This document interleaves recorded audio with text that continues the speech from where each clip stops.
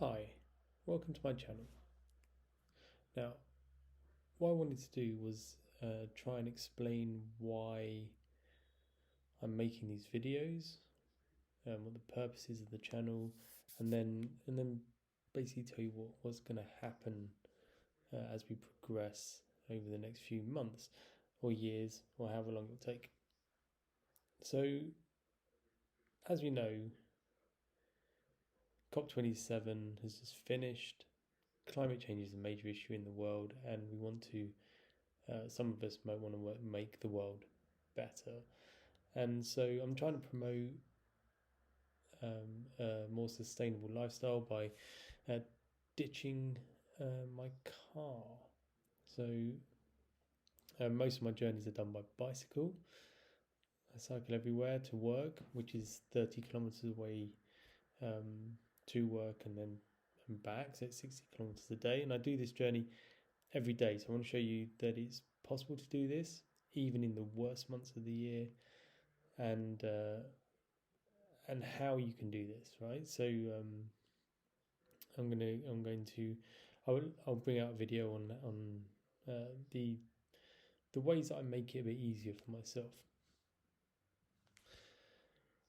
So what we want to see, or maybe what you want to see, is what do I do to make my life better traveling to and from work by bike. The bike I ride is my 2016 Bianchi Ultra XR2. It's quite a high-end road bike, but I ride this every day. I ride it because I like it. It's a nice bike, and I think that helps when you're trying to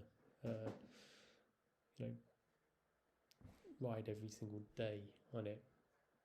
I live in the Netherlands. The infrastructure is amazing, and that helps. And I think for those of you out there who don't have infrastructure like we have in the Netherlands, where the bike comes first, they give priority to cyclists. You should lobby your governments and try and force the conversation towards this. But that's another topic. Right, I've taken this bike up mountains like Alpe d'Huez, or in the Étape de Tour in 2017. I rode up the Col de Wizard, and more recently this year I rode the Étape de Tour and completed that in a reasonable time, in the top 2,600 or so of riders. So I want to show you that you can do this just by commuting to and from work. I didn't do anything special outside of that, maybe the odd weekend ride, but nothing too dramatic. And you can see from my Strava profile, my monthly tally was actually pretty good in the sort of March to July time leading up to the Étape. I had a couple of low months in the winter. I was not doing as much as I should have done early in the season. I had a bout of COVID in February, which laid me off for 2 weeks, and then a bout of COVID after the Étape in July, which laid me off for a bit, and then a holiday. So that's why July was low. August, I'll come to that later, but I got hit by a car, and that laid me off towards the end of that month, and I came back in September, basically training indoors, started back at work in October and November, and these are a bit lower. So I want to show you that it's possible to cycle through the winter. You can see leading up to the accident in August, I was doing very good mileage, particularly just before, and then the week of the accident, I basically, was wiped out. But now I'm building back up, and you can see that I'm coming back into some sort of routine, and I'm getting back on the bike more.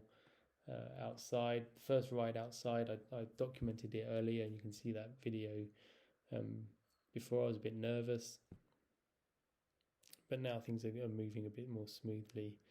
I feel a bit more confident, and I'm going to try and take this into the winter and forward. So what I want to do is show you that it's possible to cycle every day to work, rain, whatever the weather. I mean, the only exception I would have is very strong winds where it's or extreme weather where it's dangerous to do so, and then I'd probably advise working from home.